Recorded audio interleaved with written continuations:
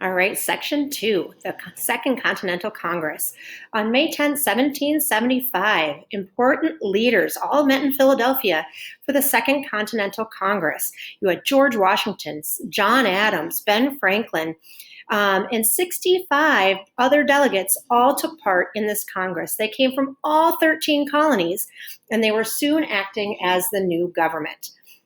The First Continental Congress met to discuss the Intolerable Acts, but this Second Continental Congress faced three important tasks. The first task was to organize the colonies for war against the British. The British troops had local Minutemen and militia,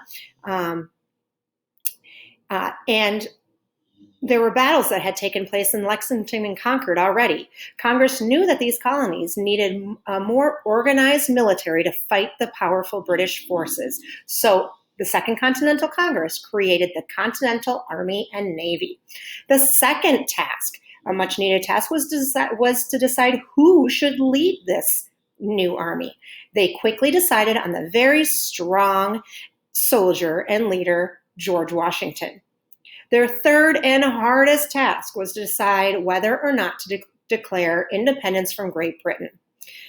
You had patriots like John Adams that were ready to take that step, but there were other delegates that were still loyal to King George. So they continued to hope that the colonies would make peace with Great Britain.